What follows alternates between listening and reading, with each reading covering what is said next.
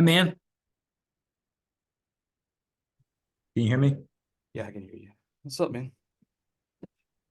Much. I was stressing my audio here because I'm on a laptop, my my AirPods. You can hear me, you can see me, all good stuff.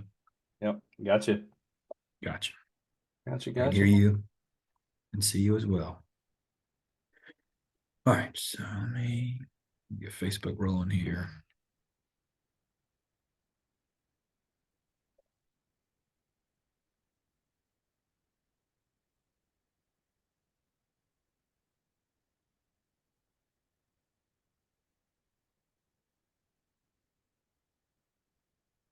That's pretty cool. What's that? He's got his own personal the cabin that the little guest house that they have is the is like the front of the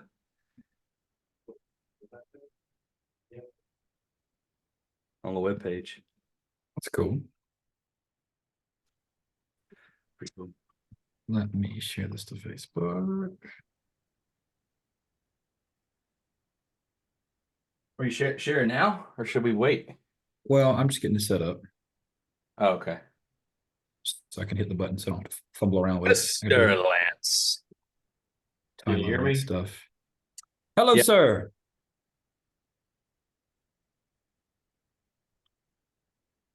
All right, Right. so I should probably do the introductions here. Chase, Yep. David Chase. Hey, Chase. David, how are you, sir? I'm good, man. I'm good. How are you today? I'm good. I'm intrigued, nervous, see how this whole thing goes. Don't We have to don't be bite. I have to be nervous. We don't bite. Let me close this door here. A bunch of tards here just yakking away on. Just chatting. We'll take just a few minutes and make sure everybody's technical whatevers are working appropriately, et cetera, et cetera. Um, Make sure my hair is in place, my nose hairs aren't going crazy, yeah. No nose hairs. That's a key distinction. Let's see, share the page. All right. So Chase, I know Will sent over some questions. I was just looking at them. I think I saw you looking at them too. Yeah. You feel good about questions? Do you want to steer clear of anything? Do you want to spend more time on anything else? No, I told Wilton, not big on politics. I mean, I'll share what I feel, but it ain't, it's not very educated. I stay out of that arena pretty hard. Anything else, man, it's on the table. I'm Yeah, pretty open. I don't mind sharing. I don't mind getting personal. I don't mind getting deep. gotcha. Chase, you can Well, hear we me, have right? we both also have strong opinions, and you know most of mine. But we You're generally very direct. speaking, You're very direct, and you speak what's on your mind. we try to stay away from those topics as well on the Yeah. podcast, It's just because. it's funny because stuff like that doesn't always come up, but you just never know where the conversation is going to lead. That's right. Okay. Do we feel like we're ready to go live? I'm ready on my end. Ready as I'm going to get. Let me Okay. jump on here so I can follow the simulcast. So, Um, the whole, and I'm sure Will has broken this down, Chase. The whole thing here is we want to find business people who are doing entrepreneurial-ish things, have conversations with those people about what's working, what's changing, your story of how you got to here, kind of the good, bad, some of the ugly behind that. Most of these have been about an hour, roughly. There's no like hard, I'm not going to cut you off in the middle of a sentence at 101 or Sure. at 201. But I want to be respectful of your time too. Yeah. So yeah, be good on your end, Will. yeah, I think so. So just to kind of piggyback on that, we're trying to this started kind of just like David and I did this a lot, like on camera with each other, but not publicly. Right. And sometimes it kind of like went out in left field. We had some discussions about like what should we do, what could we do, what's possible. Mhm. And one day we were like, we should be broadcasting this. Like somebody would find this useful. So I don't know Sure. whether Yeah. I don't know whether that's actually true or not, but that was a thought. Jury's that we still had. out. Jury's still out. Yeah. Jury's You don't still have out. letters. You don't have letters coming in saying, "Man, guys, thank you so much. You've changed my life." Not yet. Not yet. Not yet. Not yet. I like it. Not yet. That's a good one. All right, I'm hitting go live. All right. Here Cool. we go. 3, 2, 1. Don't say any curse words. Give that maybe 5 or 10 seconds here. And if you can share this to your feed while we're starting, that'd be cool too. Yeah, it'll take. So it's also, we don't really expect this to be super polished. We want it to be kind of raw. Hence one take. Hence one take. We are live. So I'm not afraid of a little bit of dead air. I'm going to go ahead and share this now.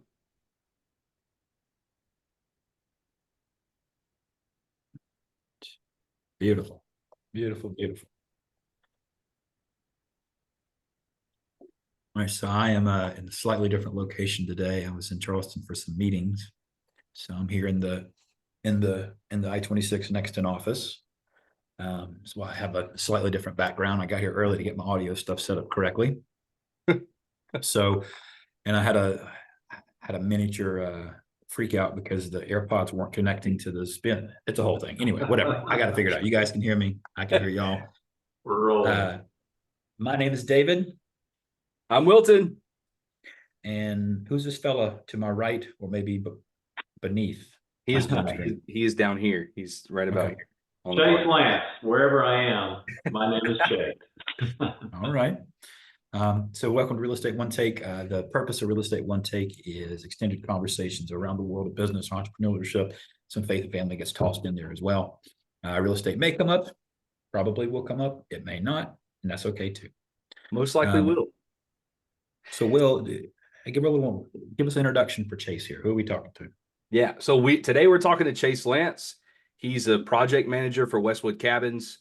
A good friend of mine, also a business colleague of mine. We go to church together. We share some weekend activities together that normally involve an adult beverage. The kids hang out together. So we just an all-around great guy. He is entrepreneurial minded himself. Again, works for Westwood Cabins in Due West, South Carolina.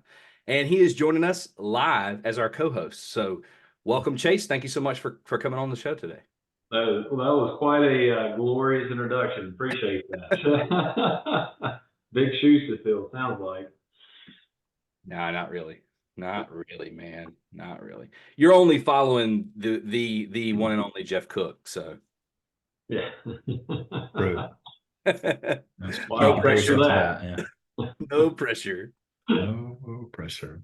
Hey, so all right, so Chase, tell us a little bit about your story. Like how did you get from how did you get to Greenwood, and then tell us about from the journey there to where you are today. Sure. I'll try to keep it fairly brief, but try to hit some of the main points. I was born and raised in Lancaster, Pennsylvania. My dad comes from an Amish background, so we got some really cool, rich history. My mom was born in Alberta, Canada. When she discovered there was warmer climate, she said, "Let's go." So we moved to South Texas when I was about 7. My parents felt led to do a volunteer with a period of time. I think it was like a year and a half with Habitat for Humanity. My dad grew up in construction, and he was kind of the site leader. We probably built, I'm going to say 8 to 10 houses. I'm not real sure exactly, but it was a good bunch. Learned a lot. You know, like I said, we were there from 7 to 9. So like I said, about a year and a half, almost 2 years. Learned a lot, got to see a lot. And then we moved here to South Carolina. We had some family here. My parents didn't, they weren't ready to go back to Pennsylvania. They wanted some different scenery, something a little bit different. So we had some family here that we tried out. And here we are 30 plus years later, still trying it out, still loving it. And unless I'm called somewhere else, I don't foresee myself going anywhere anytime soon. And now you're raising a family here. Yep, for sure. Somewhere in there, met my wonderful, wonderful wife of almost 17 years, 4 kids, and 3 boys, little girl. A couple years after we moved here, my dad decided to go out on his own. And so he did, I was helping him. I was homeschooled, so I would help him after school. He did some interior trim. He had a roofing in his background from Pennsylvania. And eventually we went to that full time and did that for quite a few years.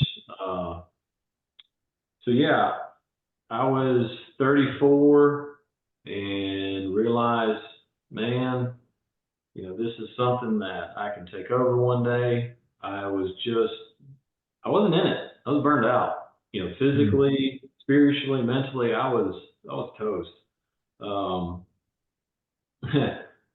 Interestingly enough, my job here at Westwood started by me buying a shed for our local Little League. I had a family member that works here, and I had text him or something, try to do it the easy way, try to get the ball rolling. I didn't know he's not in sales, and there's a reason he's not in sales. He doesn't sell. He's not good at it. He's really good at other things. So one day after work, I finally just stopped in. I was like, hey man, I really need the shed. What's up? So we finally got all those details ironed out. He said, I want to show you something. In the conversation, it kind of come up that, if the right opportunity came along, might look at something different. And so his eyes kind of lit up a little bit. He's like, follow me. He said, I want to show you something. So he took me outside, and there's this little small cabin sitting there. And we walked around it, we looked at it, and I was pretty curious at this point, like, what are you getting at? Like, what are you wanting to show me? Like, there was a picture starting to develop of what he was getting at. And he said, we have the shed company, and we have the shed company was doing really well, taking off, and he said we purchased a small modular building company, building, little cabins, little homes, tiny homes, if you will. I'm very careful with that word. We can get to that later. And he said, the shed company really took off after we bought this. The business itself kind of got parked. We don't have anybody to run it. We don't have anybody to get it off the ground. And, at this point, my socks are blowing off. One, with a job opportunity that I knew nothing about. And of course, this happened in August, right? So August in the South, it's hot. It's really, really hot. And this was at the end of the week. I was tired. I had just gotten home from working. So I was just tired, hot and tired. And so I was like, wow, this is really interesting. I've been thinking about something for the last couple of years leading up to that. Like, if I did something, what do I do? I don't have degrees or anything like that. So I felt in my mind, those were blocks. Those were hindering me, which as I got older and more experienced, I guess, if you will, realized those were mental blocks and not actual blocks. Anyway, side note. That is true. So I talked to my wife about it, and she was, of course, pretty surprised, intrigued. She knew where I was, mentally, physically. She knew I was in a tough spot. So we talked about it. I talked to a few folks, and we finally made a decision. Like, we don't understand it, we don't know it. It's a bit of a gamble because again, there was no business per se other than a name and a concept. So it was definitely a risk, and I knew that. We knew that going in, and we had to make some hard decisions in that regard. You know, hey, there's a pay cut. We're going to have to, you know, change some comfort of living things and so forth. But you know, we did it. So what were you doing? What were you doing before you jumped into that? Like, what were you transitioning out of at that point? So that was I was doing roofing. Okay. My All dad right. and I had a very successful roofing company, very profitable. We had great customers, and like I said, it was a really good business. One that I knew very well. The company that we had created, it wasn't very big. It was kind of a the way I look at it is like a mom and pop business. Mhm. We were very highly regarded locally and you know in the upstate as one of the best. We did metal roofing primarily, a lot of specialty stuff, really high end copper roofing, that kind of stuff. So we were really good. Like I said, we had a very profitable company, and you know, it was set up to be mine X amount of time, whatever. Yeah. So yeah, I did that full time for 18 years. Kind of got started early in life. We were, like I mentioned earlier, my sister and I, we were homeschooled, and my mom passed when I was 16. So it was kind of at a pivotal age. You know, do I go to school? Do I finish? Do I go to work? Well, at that point, 16-year-old young man making money, like, hey, you know what? I want to keep doing that. You know, looking back, it's like, hey, you know, let's finish out high school. Let's do a few things. But that was the decision that I made at the time. And so, like I said, did that for quite a few years full time. And like I said, doing it for that long in the South, being outside every day, it's tough. It's really tough. Oh yeah, on a hot roof all day long. Yeah, yeah, and that was, you know, that was one of the harder conversations that I've had is to tell my dad after working with him for 18 years and what we created. Hey, Dad, you know what? Like I'm really wanting to step out into something else, and it was hard. But he had always told me, you know, in the past, look, if you want to do something else, you know, do it. And he lived up to that, man. He was very gracious. Like I said, it was hard. It was a big adjustment for everybody, but he embraced it. And you know, we look back now and kind of laugh. We'll call each other on cold or hot mornings, like, man, I'm really glad I'm not up there today. So yeah, it's been an interesting experience leading up to this and how I landed the job here. Wow, that is interesting. That is interesting. So you're at Westwood Cabins. Let's fast forward a little bit. Mm-hmm. You get hired at Westwood Cabins. You kind of work your way up through the ranks, and now you're project manager. So tell us a little bit about your day to day. Yeah.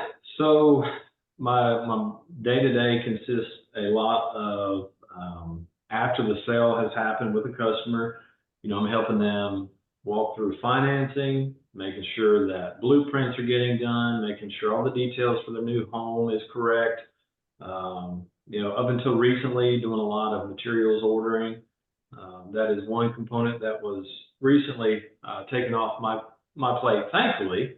Um, and so, yeah, that my day to day shifted a little bit, but like I said, still taking the customer from the point of sale to delivery of their new home, making sure that contractors are doing what they're supposed to do, and yeah, just helping them through that process. You know, So kind this of. is the part. This is the part that I've been excited about because I've been looking at these cabins online for the last 2 days, Okay, getting bumped by these sure, pictures. So like, absolutely. so okay. Now you earlier you said you were kind of careful with the word tiny home. Yes. Like, so why is that a sensitive subject? Or maybe it's not. I don't know. So it's not a necessarily a sensitive subject. It's more of what that word is associated with, right? So when people say and use the word tiny home, they're often referring to something that's either, you know, built on wheels or it's a HUD product. It's something a little bit different than what we built, or even somebody might refer to it as a tiny house, as a finished out shed, something like that. Yeah. Yeah. It So almost has a connotation now after the HGTV specials and after the Fox News stories and the CNN spots and your MSNBC advertising, and it almost comes off when you say tiny home as like this, like less than, or like low quality, or quickly put together, or something like that. Yeah. And it looking at some certainly of the can. pictures, it's like that's like the craftsmanship is like, I mean, Mhm. shiplap and granite and Yeah. LVP and putting decks on Yeah. and metal roofing. It's like, this is not like what you said. This is not tiny home. Like this is high end, more compact living. Mhm. So some terminology that we use, you think of mobile homes versus Mhm. stick built, Yeah. right? Like mobile homes typically have lower quality finishes, just don't have maybe don't feel as solid, or there's a perception of it. And that's just not what we're dealing with here. It's not what we're talking about. No, no, and so that was one thing that we were sure of when we got started, was there was enough. There was enough guys, there was enough companies out there building those products. We Yeah. wanted to bring something to the market that was different. And where we differ is these are modular, right? So there's plenty of modular home builders, but these are also small. There's a lot of tiny home builders. What there's not a lot of companies building smaller homes that are modular certified. And what that means is they're built to the same building codes as a stick built house, right? Mhm. And sometimes even stronger than that, because at the end of the day, when they're done, we got to pick them up and ship them out from our plant. So oftentimes they're even stronger than a site built house, so they can sustain the move. Yeah. So it's been interesting, tiny homes. I knew nothing about. I knew Mhm. nothing about it, but the two gentlemen that hired me, they took a chance. They saw that I wanted something different, but I could also adapt and pivot.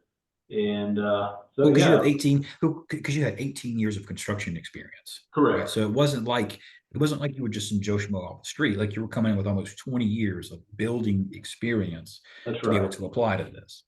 So That's right. did they come up with the floor plans? Like how do you decide what floor plans to offer versus which to not? Like, how custom can it get? Mhm. And that could be too many questions. I don't know.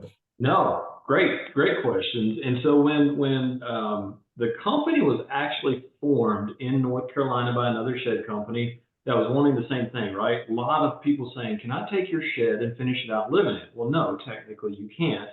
And so they wanted to meet that need with modular tiny homes. So when Mike and Arlen, my two partners, when they bought the business, there was a couple floor plans, three maybe, that had been, well thought out, designed, and so forth. So when I first came in, when we first started here in South Carolina, we had this idea of, we're going to offer three floor plans. You can pick out your colors, you can pick out a few upgrades and so forth, and it worked okay. One of the things that we discovered, however, is a lot of people that are looking for these types of homes, they're very creative, right? They like to think outside of the box. And what we were trying to sell them, it didn't work. We It were was the trying to sell them a box. box, You literally. you were Yes, trying to sell them just the box. Stay right correct. in here. That is correct. So after a painful learning experience, we made a shift. We made a shift in how we do our blueprints, how we do our engineering to reduce the cost. So Mhm. now a customer can come in and very affordably, they can design, from the start, from the ground up. I want this wall here. I want that window there. And what that brought to our sales is absolutely incredible. I mean, our sales just took off because they're Yeah. like, they ask, you get a phone call or somebody stops by, they're really skeptical. Hey, I mean, I like it, but can I change something? And you can almost tell they've been told no so many times. And Yeah. when you say, yes, yes, we can do that, their eyes just light up. And then all of a sudden their imagination is going. They're excited again because, they've been told no several times. They haven't been able to find what they're looking for. Yeah. And when you can allow them to bring their creativity to the table, man, they just light up. Yeah. Do you have a model or a couple of models that's like, this is our slam dunk, this is people like your best seller, your most popular, like how does that look? So the Bear Ridge series, it's kind of the one that's pictured in the background there. It's a variety of shapes and sizes, but it's primarily a 2-bedroom unit.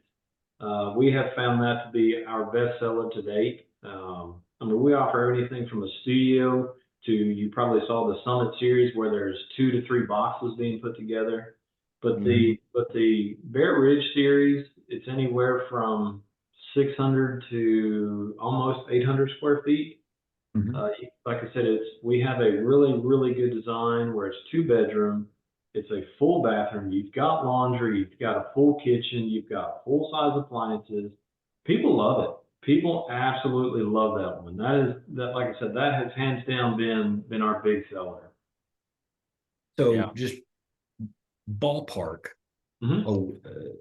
a cost to build one of these things. And I'm not asking, dollars and cents down to the penny, but like Sure. ballpark, like I own the land and I say, Chase, come build me the 2-bedroom Bear Ridge on my property.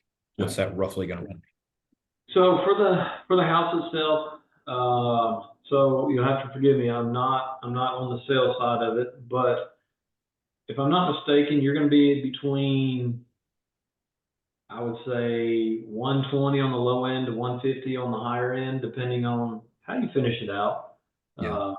But we're also trying to put high quality components, Yeah.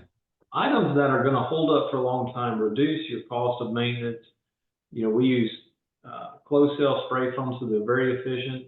The one we have, I mean, our power bill is $40 or $50 a month. And that's including an on-demand water heater, right? Like we make them as efficient, as durable as we possibly can, because we want the customer to have a long-term experience. We're not just here to sell them a house, get them out of the door, get out of here. Good luck with it. We want it to be a lasting impression. I mean, you can see our tagline, "Built for Life." Like, we mean that.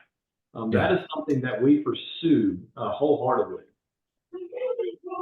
Yeah, and so not to force the commercial aspect of this, but if you would like to stay in this exact cabin, you can find, and you want just a sample of what Westwood has to offer. Good idea. Right? You can find this exact cabin in Greenwood on Airbnb.com. So run over to Airbnb, book something on Airbnb, and you can stay in this and just kind of get a feel for how it's built. I mean, you walk in, you're like, it's, I don't know. For me, when I first walked into a Westwood cabin, was like, okay, cool, prefab cabin. You walk in, you're like, what? Yeah. We get that a lot. Yeah. So if you go to resources, we actually have a page of the all the cabins that our customers have purchased and put on Airbnb, right? Like we want to give them a plug.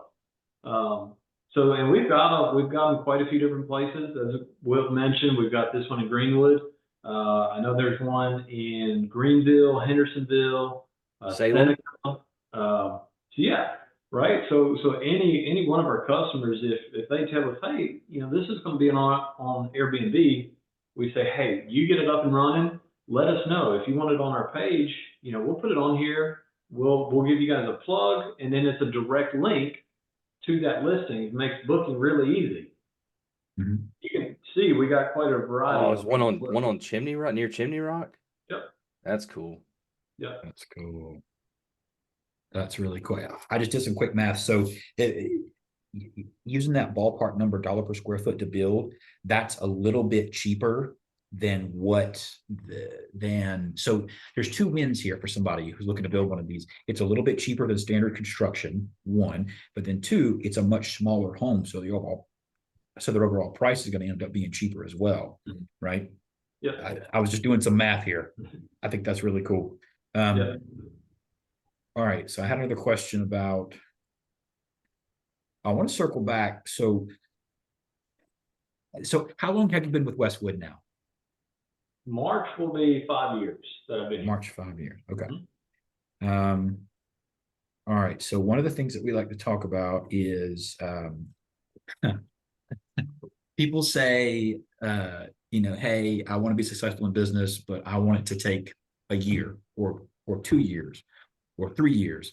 Well, okay, first off, you've been doing what you're doing now for 5 years, but in order to be successful at what you're doing now, you had to spend 18 some odd years in a parallel field, right? So like, I want to hit those stories with people. It's like you have somebody who's at a point in their life where they're, business-wise successful, family-wise successful, financially successful. Well, what did it take to get there? You didn't start yesterday. Right. You didn't start last month. That's right. Like you spent 20 years on hot roofs. And so when the opportunity, and you put yourself in a position where you had the skills and so you were able to take advantage of the opportunity when it presented itself. Right. I love that, man. I love that. Yeah. And I mentioned it earlier, I've seen it too often, and I've seen it in my own life. People put mental blocks without even realizing it. Oh, I could never do that, or I don't know how to do that. That is one thing that, without a question, my dad instilled in me was, do not be afraid of the unknown. If you don't know how, figure it out. Somebody did, right? Why can't you? And so that was huge. Now, again, I still had mental blocks of, man, I could never see myself in an office setting. I could never do this. I could never, even working with, since I started working with Wilton, I have seen how many mental blocks that I've put in my mind without even realizing it, right? Undermining my ability. It's just crazy. We short sell ourselves every day far more than we realize, man. We have to be okay with falling down, making a mistake. You're gonna learn. You can get back up. But that has been so freeing for me, is seeing that, right? Like chipping away at these mental blocks, man. Like, we can do this. It's, we're gonna mess up. It's okay. But like I said, that was one big thing my dad instilled in me. Is like, man, don't be afraid of it. That's the worst thing we can do, is be afraid of it, no matter what it is. Yeah, you and I were talking about some of those mental blocks this morning for me. Right. I mean, it still happens, man. It still happens. That's why you got to surround yourself with solid people, man. I agree. All right, so I want to transition, and Will, this is kind of a question for you too. But you guys have gone on some co-ventures together on some business stuff. So do you want to talk about what that looks like for y'all? Yeah. So one of the things that Chase and I found, that we were both very entrepreneurial minded. Like and Chase describes it really, really well. I use this, by the way, Chase. Chase likes to say, and I'm like, that's exactly how I feel. You're describing it exactly. Chase likes to say, I am content, but I'm not satisfied. And I'm like, that's exactly what's going on between my ears. It's like, I'm not unhappy where I'm at, like at the level of success, or the level of production, or the level of relationships, or the level of really anything. I'm not unhappy with it. It's just, there's this weird like fire that just can't be extinguished, where you just like, okay, well, I like that. I want a little more. I like that too. I want a little more. And so we started having those conversations, and a lot of them were kind of rooted in our small group. Honestly, is just we wanted to do more. And so we just partnered up and tried to figure out what that was. And one of the things that we discovered was we both enjoyed, and I think we're both really good at different aspects of it, but we both really enjoyed doing renovations, like doing fix and flip. So we've done a couple of deals now. I think we've done, is it 4 that we've done or 3? 3 or 4. 3 or 4 that we've done together. Just looking for opportunities. I mean, sometimes somebody calls me and says, hey, or I see one and I say, hey, let's take a stab at it. Sometimes, like the last one in particular, Amanda, so Chase's wife, had somebody that she had known just growing up, and somebody that knew somebody that she grew up with called her and said, hey, how much can I get for? And we walked in and we made her an offer and she was okay with it. And then we killed it on that deal. So it's like finding deals together. I'm really heavy working on the number side and teaching Chase along the way that and it's not like he doesn't know the numbers. He's just like, that's something that comes naturally to me. And likewise, he's taken lead on some of the construction stuff and teaching me along the way. So it's like, it's this really symmetric puzzle pieces that kind of go together just right. And it works. And we've made money. We've done really well. That's right. I think one of the big things that helps us is our differences. We're okay with our gaps. We're okay with our weaknesses. And I don't mean okay with, oh yeah, I suck at that. That's okay. I mean, we're okay with allowing somebody else to be better in that area than us. Yeah. And like you said, I mean, you crush the numbers. You're able to put numbers together. I'm able to swing a hammer, break things, fix them, rip them apart. That's what I enjoy. Teach me how to break things. That's not hard. But we've done a great job, I feel like, of utilizing each other's strengths and weaknesses. And it's important. I mean, it is absolutely important. And we've also grown to trust each other, be able to challenge each other, call each other out, push each other. Man, when you have that, you can do so much more than just doing it by yourself. Oh, I can do this. It's for one, it's not near as fun. It's way more fun to do it with somebody that you enjoy doing it with. 2, you can learn a lot more. You can fine tune yourself personally a lot more when you're working with somebody else that is different. Yeah, I agree. I feel like I would have gotten myself in a lot of trouble trying to do it by myself, and probably a lot of sleepless nights. So it's been super fun working with Chase. Yeah, and that's why we want to have him on the podcast. I mean, we like to ask folks that, have similar interests, that are kind of working with that entrepreneurial mindset. And one of the things we like to ask is, if you could go back 10 years and give your own self some advice, what would you say? Yeah. I'm seeing what I put down earlier. But I think for me I look back 10 years ago where it was, I don't know, just keep grinding, keep pursuing things. Don't get stuck in a rut. I definitely felt like I was stuck in a little bit of rut, probably more mentally than anything. But man, just keep making things happen. I look back at a lot of the small decisions my wife and I made, a lot of small right decisions, right? So many people want the big thing quickly. You got to make the small decision, and it takes time. I mean, you and I didn't get where we're at today by, in 3 years, 5 years, 10 years. It took a lot of time. It took a lot of small decisions that were right. I see a lot of people that get frustrated and they continue making the same poor decisions because they feel hopeless. You got to start with the little things, right? So many different areas. You have to start with the small thing and choose the right thing, the better thing, the hard thing to put yourself, slowly elevate yourself until you are in a better position. So, I mean, like I said, we did those things. We would have been doing those things 10 years ago, maybe not realizing it.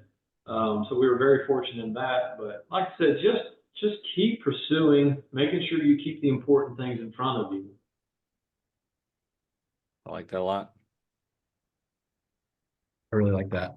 So if, and maybe this question doesn't have a lot of meaning, but, and you may have already answered it, is there anything like in the same vein of giving giving your past self advice, is there anything that you think would have been different now? Or would you have changed anything different based on what, would you have gotten to the cabin thing earlier? Or did you need that full 20 years of experience? Or Sure. the opportunity wasn't there until, Yeah. like I stay a little guarded sometimes looking back and at the what ifs and could have been. I like to do that more for like, hey, can I help somebody else in a journey somewhere? But I think you hit something really, really good. If this job opportunity would have came along 10 years ago, I would have wanted it. I would have probably taken it. I wouldn't have been near as good. I would not have been as ready. I would have not been as good positioned, just mentally, being prepared for something like this. And honestly, 10 years ago, I had a lot more drive, a lot more unction. It might have been harder for me to sit in an office setting too, right? Like it probably wouldn't have been a great time for me to make that transition, because there was still a lot of learning, in the past 10 years that I've done they have helped me here for sure. I think one thing that I would have changed would have been maybe I try to be very intentional with mentorship now. Guys speaking into my life. I mean, I've got two guys in my life that are much older, much wiser. One of them I consider my spiritual mentor. One of them I consider my financial mentor, because those are two very important things to me. Two things that if I don't keep in check can get off the rails really, really fast, right? So those things that's why they're important to me. But being more intentional with that stuff 10 years ago could have maybe saved some headaches, some hardships, some hard lessons. I'm a hard lesson kind of guy, getting kind of old, trying to not be the hard lesson guy. But that's probably something I would have done more intentionally meeting with mentors and allowing guys to speak into my life at an earlier age. That's huge. That's huge. I like I'm of the opinion, and I could be wrong, that all the craziness, good and bad decisions that I've made have made me, to this point, and have, the Lord protected me and guided me through smart and stupid decisions. That's right. And so like, sometimes I wonder, like, I like that question because I think it's a good thinker, but sometimes I wonder, like, at the efficacy of looking back on it like that, like what, like, what is it? You know what I'm saying? Yeah. Would you have been the same person if you didn't make those stupid decisions? Probably not. No way. Yeah. And even hardships, right? Like going through hard things. I mentioned my mom passed. January was 23 years. Like there was a time in my life to where I would have wanted to undo that pain, that hardship. But the things that I've learned, the iron sharpening that happened through that. Now, don't get me wrong, it got me sideways as I'll get out for quite some time until I got my act together. But there's so much good that came out of it, right? Like, Wilt knows my story. Because of all that happened and so forth, now I have three younger brothers, and like their impact on the world is huge. Their impact on me is huge, right? Love the dudes. So looking back and wanting to undo things, like I get it, but David, you said, it's what shaped us. It's what's made us, and if we'll allow Christ to redeem us and heal us, it's amazing what those experiences can do for us. How we can speak into other people's lives and help other folks. The things we can learn. It's pretty incredible. And so that's probably why I got a little bit of heartburn with that question, but I just needed to look at it a little bit differently. Yeah. Well, one of the things that Will and I talk about is because we both manage people, right, is how much do you let people struggle, right? Like, because there's value in that struggle, man. There's value in that struggle. Don't rob them of that learning experience. Don't rob them of that opportunity to learn that lesson that you probably had to learn through some struggle. I had to fall on my face a couple times in business to figure out I'm not gonna do this anymore. Right. And if somebody would have stepped in and taken that opportunity for me, I don't know that I would have learned it as fast or as well as I actually did. But it's a little bit like raising kids too, right? Like, I was gonna say, yeah, it's just like kids. It's like you don't want them to cut their finger off, but it might be worth the stitches, man. you know. I was watching King of the Hill. King of the Hill is one of my favorite shows, and it was like they were going to the Order of the Straight Arrow. It was like scouts, and there was conflict between Hank and the person who was leading the scout troop.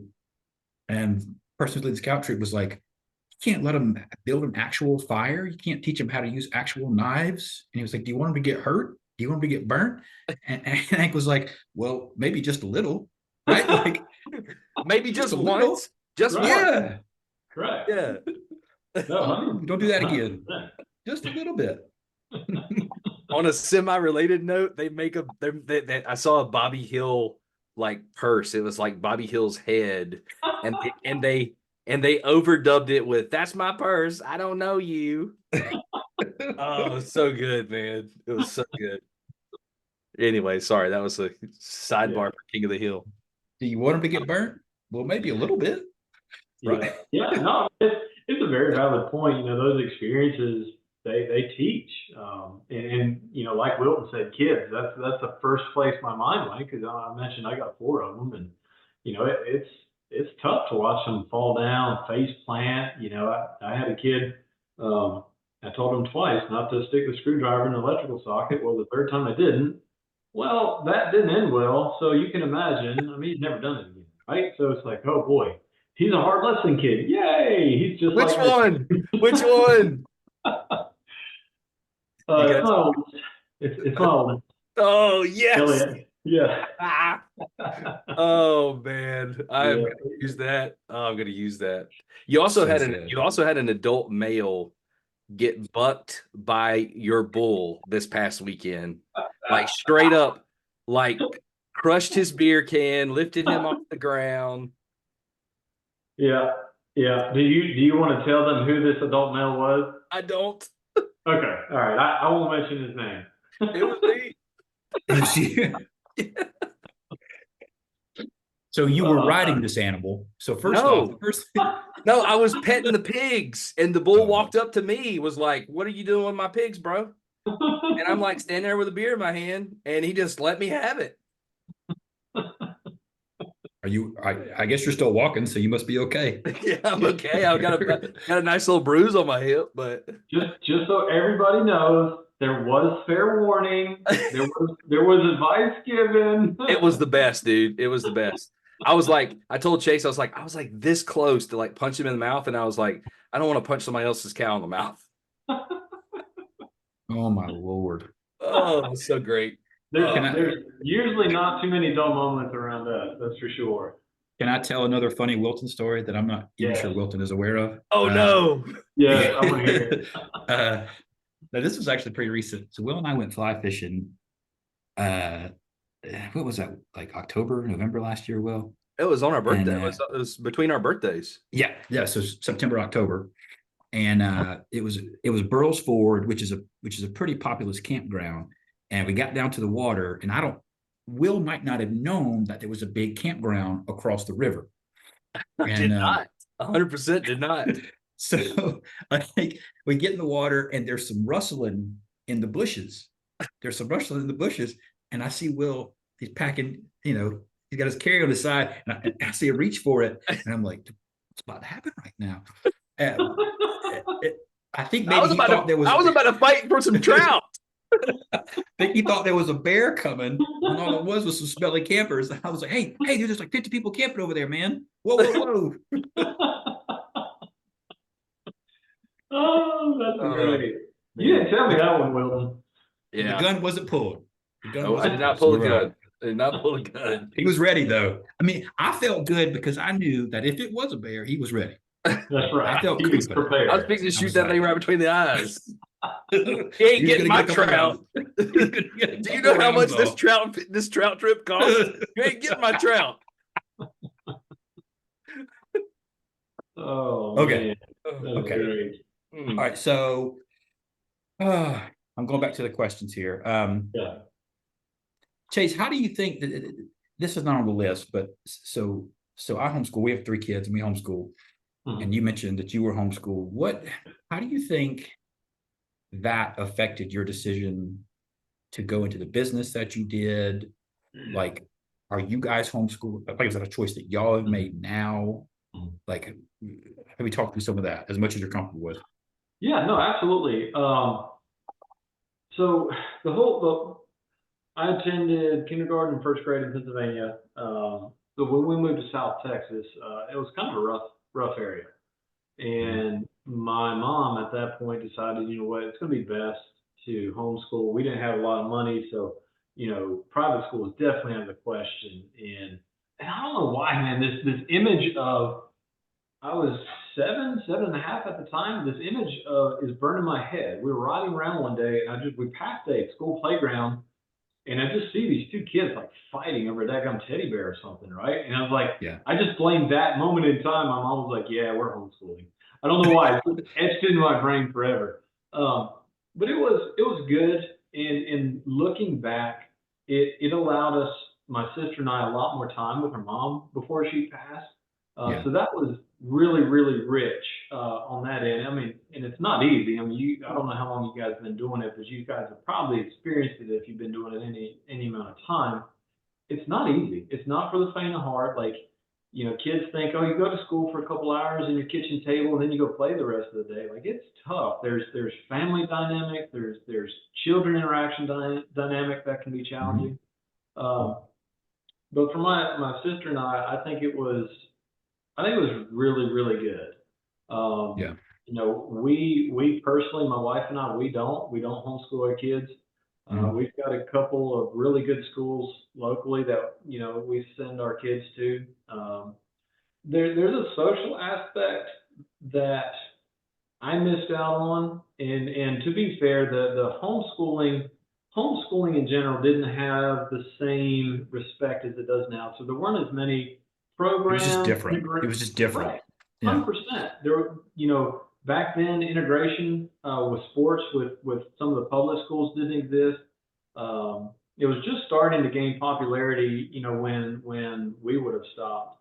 Yeah. So there was a social aspect that I wanted my kids to experience going to school, learning how to be around people, because it took me many, many years, even after I moved out, learning how to interact, learning how to have tough conversations, be in tough situations with other people. It took me a while to learn that. So I wanted my kids to learn that. But like I said, there's a lot more integration. There's a lot more homeschool programs where they got, kids they have a lot more interactions with other kids, even though they're homeschooled. Yeah. So like I said, it's come a long way. It's just a choice. My wife and I personally, like, we didn't feel the call. We didn't feel led to homeschool our kids. And again, put a lot of energy into looking at the local schools and Yeah. seeing what they're composed of, and we felt pretty comfortable. And so far, we have one in high school, one that's about to be. They've made it's a lot easier for them to be in honors classes, and so they're in elevated education, which helps. Yeah. But That's huge. I mean, looking back, for me especially, when my mom passed, like I said, I went to work. I was halfway through 10th grade. My sister, she's a little bit younger, but I think she was doing the same grade as I was. She went on to finish at the local one of the local high schools, and then went on to Charleston, became an RN. So she definitely went a lot further with that than I did. Yeah.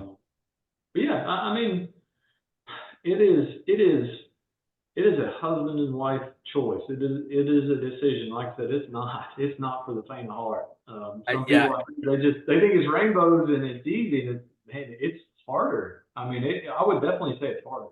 And homeschool moms are built different. Yes, they are. And, well, moms and dads are built different. 100%. Built But different. mostly moms. Let's just be real. Mostly moms. Yes. Mostly They are definitely- built different. And I know Jennifer Carter. She is built different. She's a special lady.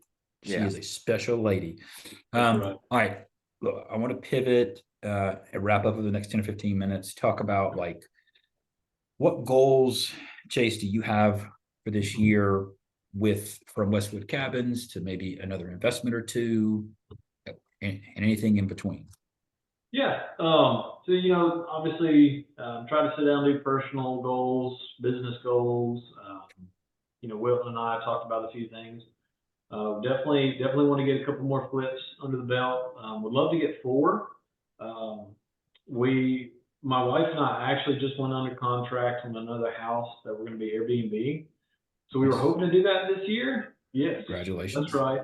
We were hoping to do that this year, and pretty surprised that the opportunity that we had came when it did. So that's pretty exciting for us. I feel like Greenwood's in this. I feel like Greenwood's in this sweet little market space with price. Sorry, this is just a random thought. I'm like half ADHD. I feel like Greenwood's in this really sweet little space with pricing that it's not ridiculously expensive yet. So like things are in this realm of reality that like where I am, the Charlotte metro area, like Right. Yeah, like finding cash flow is just freaking hard it's up just there. hard, dude. It's hard. Yeah. Like so you guys are kind of in between where the prices are still in that level of like where a mortal man can still do it, which is really cool. Yeah. That's right. Yeah. No, for sure. It's you know, you still hear some of the locals complain, oh, the prices are so high. Like, no, they're not. They're Yeah, pretty sweet. you have not shopped in Greenville, have you? That's right. That's right. That's right. But yeah, work wise, we are getting ready to break ground on a new shop that is going to, in the first phase is going to double our production floor space. So we're kind of gearing up for that, right? Like we are working and focusing on absolutely maximizing our production that we have now to the absolute gills, right? How much can we get through here? Being as lean and as efficient as we can. So that's some of the stuff that we're working on, just learning how to be as efficient as we possibly can. That way we can build up equity, start breaking ground for the new shop. So the next couple of years is going to be really, really exciting here at Westwood. We want to do a 14 to 1,500 square foot, 3-bedroom, 2-bath house, which will be the biggest one that we've built to date, right? So pretty excited about that. A little nervous because there's a lot more components to that than what we do typically. And how many modules is that? That's 2. That's 2. So you saw on our website we had a home that was 3 pieces. That was 1,400 square foot, but it worked out really well for their situation. So we want to do more of a traditional 36 by 42 or something like that floor plan, and see what it does. A couple different things. We want to learn, we want to do it, put our hands on it, figure it out, put it on the market, sell it. Make a little extra cash for the new build. And that's one thing we're big on is just stretching. Man, if you're not pushing the boundaries, if you're not a little uncomfortable, you don't want to just be in a constant state of turmoil and chaos. But if you're not a little uncomfortable, what are you doing?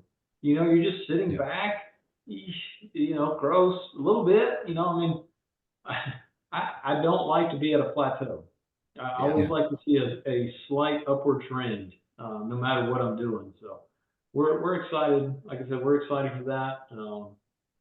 My personal word for the year is leading. I want to get better at leading. I've got several guys that I work with, team leads out in the shop, and just learning how to be a better leader for them, for my family, community. I'm on a board for our local little league, so just learning how to be a better leader in general is something that I really want to focus on for the year. Love it. I think one of the things that's really cool. I'm just sitting here scribbling, taking notes.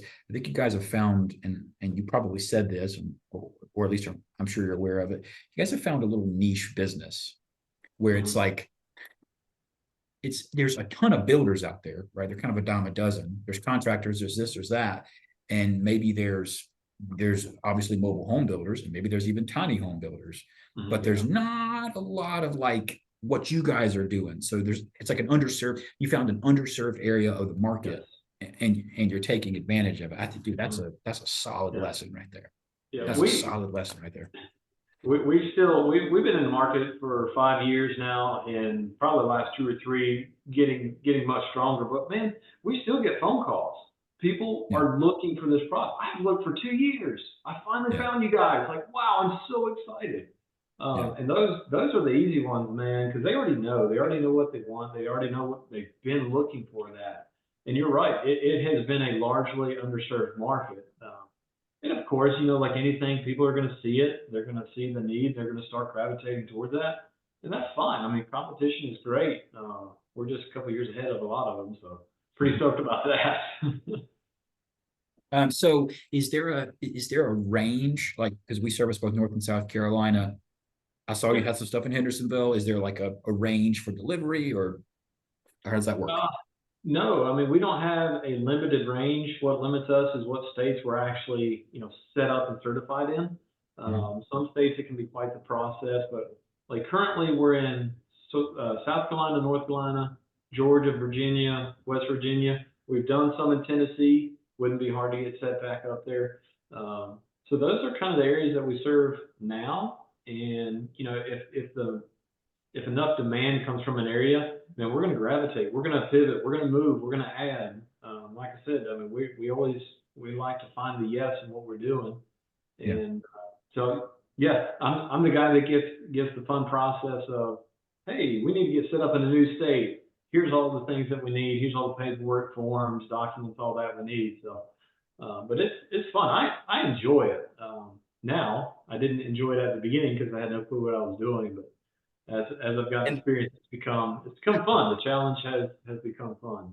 And that's set up as a certified modular builder. That's correct. That's correct. And people have to be aware, like that word modular has been abused because, if you look at the word modular, like they think it's a box that can be moved. When you look at it from the building aspect of it, a certified modular means something very, very, very important, not just a box that you can move. But like on each home that goes out of here, there's 3 labels in there that certify what it is, how it was built, who inspected it. Those things are important. And to be clear, there's a spectrum. Correct me if I'm wrong. There's a spectrum of modular homes. Like there's a modular home that's like, tires and rails away from mobile. And then there's at the other end of the spectrum, it's like, hey, we're only modular. Like for you guys, we are only modular in the sense that we don't stick build this bad boy on site. That's right. Because it's a stick built home, it's just not built on site. Yeah. And there's different certifications. I could go on and I could gab for hours about that stuff. I've become a small home nerd over the last 5 years. But I mean, it's very important, for somebody looking for something that just do your research, do your homework, know what you're buying, know what your county will allow. That's what I would tell people. And the point I wanted to stress is it's bigger than just a bucket called modular homes. Yes. Oh, for sure. Yeah. I think this also heavily emphasizes the importance of having somebody in your corner who actually knows these things, right? And like you don't have to go it on your own. That's the point.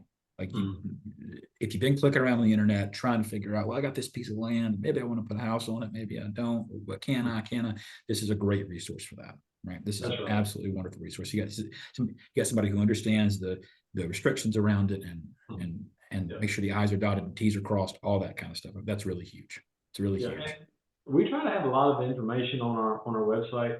The last thing we want people to do is buy a home from us and it's not the right fit.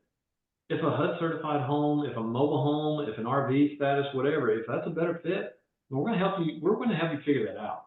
We don't want to just shove our product down somebody's throat, right? We want somebody to be educated when they finally say, "Yes, I choose Westwood Cat." Mm-hmm.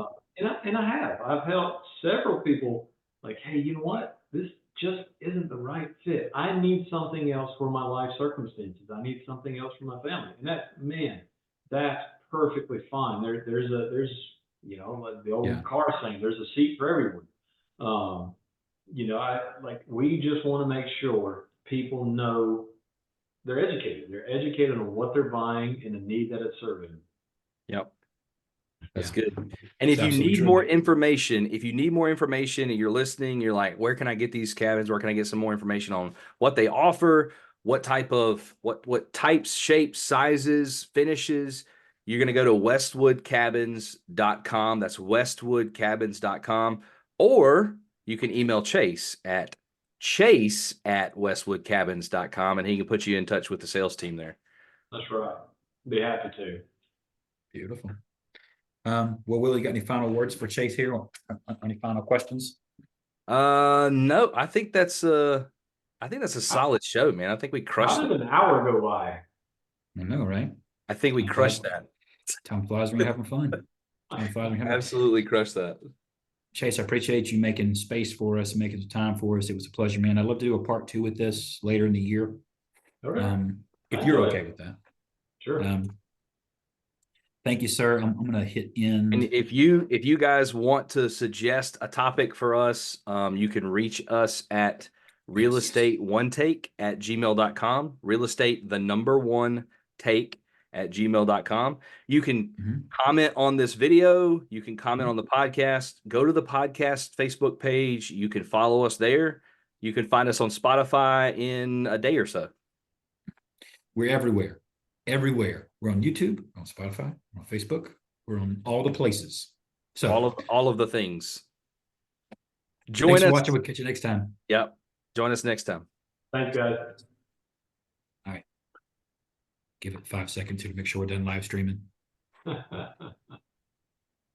Chase, you crushed that, man. Oh, man, those are strong words, but I appreciate that. That was excellent. That was a fantastic episode.